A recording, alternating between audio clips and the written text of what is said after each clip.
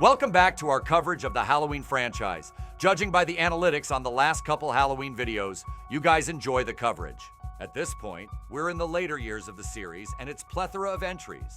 So this stop brings us to the year Etep graduated high school, 1998. I went to see this in the theater upon its release, and I really enjoyed it then the same way I do now, despite what Rotten Tomatoes 56% and their reviews say. I'm not saying it's great. I mean, as a huge fan of Halloween 4, The Return of Michael Myers, this movie erases that continuity completely. Something that would be a recurring theme in this franchise's convoluted multiple timelines. So let's dive into Halloween H2O and take a look behind the screams. The blackest eyes. The devil's eyes. Halloween H2O, 20 Years Later, is the 7th installment in the Halloween series and serves as a direct sequel to Halloween 2, effectively ignoring the events of the intervening films. Set 20 years after the original events, the film follows Laurie Strode, played by Jamie Lee Curtis once again, who has faked her own death and assumed the identity of Carrie Tate to escape her traumatic past and her brother, Michael Myers.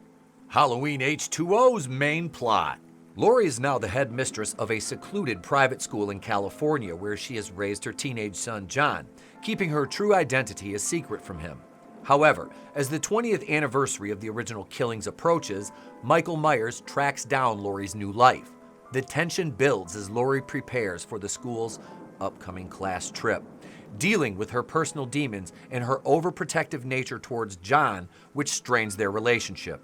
Laurie's fears are justified when Michael arrives, leading to a confrontation where she must face her brother once again. The climax involves Laurie, armed with an axe, finally confronting Michael in a desperate battle for survival, ending with Laurie seemingly killing Michael by decapitation, though his body disappears in the aftermath, leaving a hint of ambiguity. This film attempts to bring closure to Laurie's story arc by showing her overcoming her lifelong fear of Michael, though her son remains unaware of his mother's past and her true identity until the very end. Halloween H2O box office performance.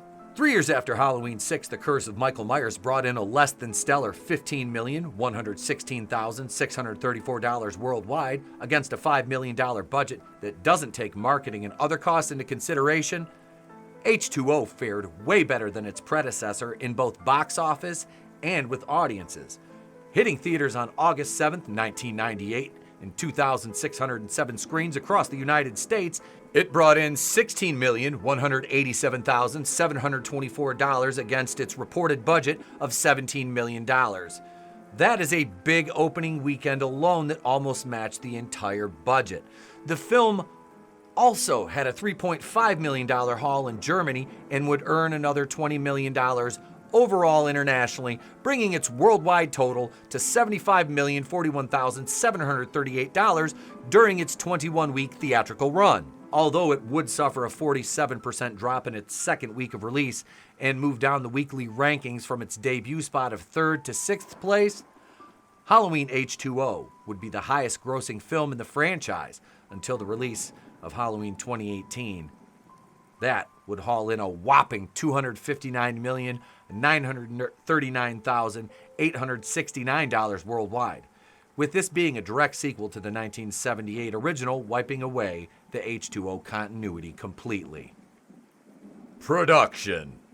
Halloween H2O 20 Years Later was directed by Steve Miner, a horror veteran who already had such classics as Friday the 13th Part 2, Friday the 13th Part 3, House, and Warlock under his belt when Dimension came calling him to helm the project, although Miner was not the original choice to direct. The film star, Jamie Lee Curtis, wanted initially to reunite with the original movie's cast and crew to work on H2O, including John Carpenter and Deborah Hill. Carpenter agreed to direct the film, but his starting fee as a director was allegedly $10 million. So he demanded a 3-picture deal with Dimension Films. Carpenter's bargain was denied by the Weinsteins, and therefore no deal took place. Carpenter rationalized this by believing the hefty fee was compensation for the revenue he had never received from the original Halloween, a matter that was still a contention between Carpenter and Halloween producer Mustafa Akkad even after 20 years. When Akkad balked at Carpenter's fee, Carpenter quit the project, and that's when Steve Miner was hired to replace him. Screenplay. Halloween H2O began as the second half of the treatment written by Daniel Farrens during pre-production of Halloween, The Curse of Michael Myers, which he would later submit as a new script entitled Michael Myers, Lord of the Dead. This movie would have been set directly following Curse of Michael Myers and had our lead protagonist, Tommy Doyle, discovering that the town of Haddonfield, in its entirety, was in on a conspiracy to control Michael Myers. Think Wicker Man meets Rosemary's Baby, if that helps you. Farrens would later decide to not continue with the series. Quote, "Since I honestly could not bear to watch another one of my scripts turned into a debacle, especially another Halloween." After the Farrens pitch, the idea for Halloween 7, Two Faces of Evil, was brought to the table and written by Robert Zappia. This idea was originally intended as a direct-to-video release and would have dropped our boy Mikey Myers into an all-girls boarding school. Yeah, baby! But there was obviously a twist based on the title, and that twist was that there would be a copycat killer revealed. Where did they use that idea after the fact? Oh, wait. Oh, shit! Kevin Williamson, Hello, Sydney. wrote the story that the screenplay was based upon and had a working title of Halloween 7, The Revenge of Laurie Strode. Did no one tell Kevin that Michael Myers just had his revenge in Halloween 5? No? Nobody? Seems like a pretty big detail to gloss over when you're trying to title a movie, doesn't it? All right, Kevin, we're getting ready to do Halloween 7. Remember, we just had The Curse of Michael Myers, and right before that, we had Revenge of Michael Myers. So what do you got, Kevin? What kind of script did you bring us? Yeah, I've got a great one. It is called, now, hear me out, what if we do Halloween 7, The Revenge of Laurie Strode? Jesus fucking Christ, Kevin. Did you not hear what I just said? Kevin, you're a genius. You're hired. When Williamson first outlined Halloween H2O, he created the storyline in which Laurie Strode had faked her own death and taken on a new identity as a specific way of retconning the character's death in Halloween 4, which I am vehemently against. In Williamson's original treatment, there are scenes in which a Hillcrest student does a report on Michael Myers' killing spree, mentioning the death of Jamie, complete with flashbacks to Halloween 4, 5, and 6 mentioned in the text. Carrie/Laurie responds to hearing the student's report on the death of her daughter by going into a restroom and throwing up. Kevin Williamson was involved in various areas of the production. Although not directly credited, he provided rewrites and character dialogue that helped make alterations and sketches of the script. He also came up with the paramedic storyline that explained how Michael survived the ending, which was partially filmed the day after principal photography ended and later utilized in the film's sequel. Curtis wanted to end the series, but Mustafa Akkad had a clause that legally wouldn't allow the writers to kill off Michael Myers. Curtis almost left the project just weeks before filming until Williamson came up with the aforementioned paramedic storyline, presented it to Akkad. Curtis finally agreed to be part of the film under the condition that no footage hinting toward a sequel would be presented in the film, and that the audience would believe that Michael was dead until the inevitable sequel was announced. Halloween Resurrection's first shot of Michael in the paramedic uniform was filmed the day after H2O's principal photography ended, according to H2O's editor, Patrick Lussier.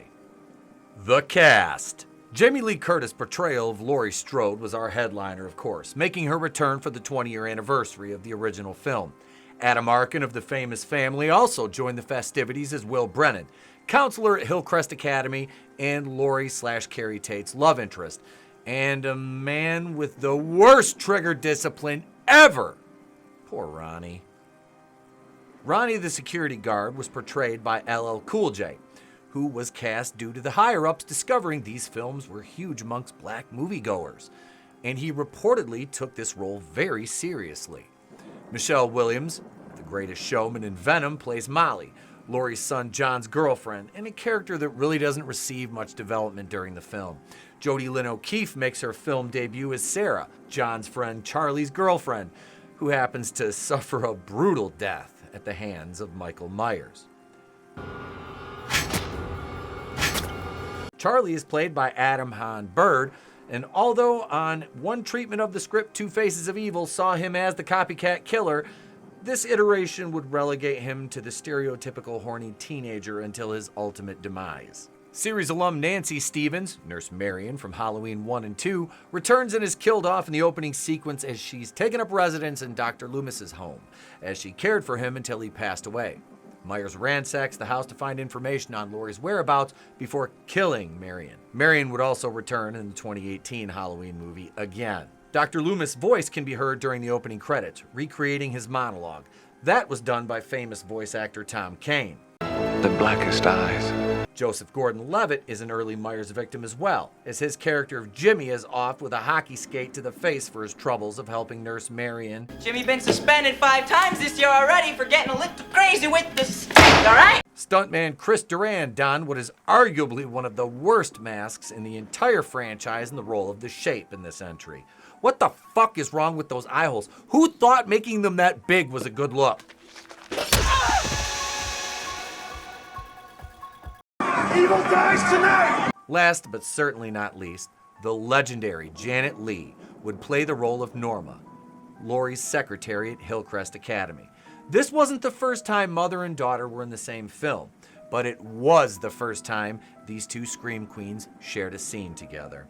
In an homage to Psycho, the character of Norma could be seen driving away in the same car her character Marion Crane drove in the 1960 classic.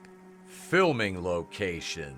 Halloween H2O began filming on February 18th, 1998 and wrapped up on April 20th, 1998. Incidentally, that is the day after Etep turned 18. The filming location of the Hillcrest Academy Private School was shot at the Canfield Moreno Estate in Silver Lake, Los Angeles.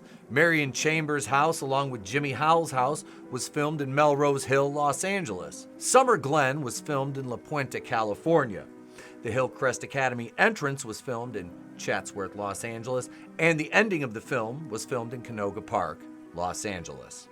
This movie isn't great if held to the standard of Halloween 2, which still holds up, and I recently covered it in all its greatness in another video, which you should go check out as the link is in the description to this video. I enjoyed this movie upon my first viewing in the theater in 1998, and I still do, despite the fact that they use Creed in it. I mean, who the fuck wants to associate Creed with Michael Myers? That aside, it gave us some kills. Not great kills, but kills nonetheless. Plus the eventual fake-out ending that leads into... Oh God. Oh no. Oh no. It's finally here. Halloween Resurrection. Trick or treat, motherfucker. But I enjoyed rewatching this one, seriously, as it's not my regular Halloween franchise rotation, but a quick fun watch just the same. Stay tuned next week for my deep dive into the murky waters of Halloween Resurrection, starring Busta fucking Rhymes. Subscribe for more great horror franchise coverage, as we've got another one right around the corner. So ding the bell and be sure to follow us on all the social medias, which are listed in the description to the video. I'm Etep from Wrestling with Horror, wishing you a great day, a pleasant tomorrow, and remember, it's always better to burn out than fade away.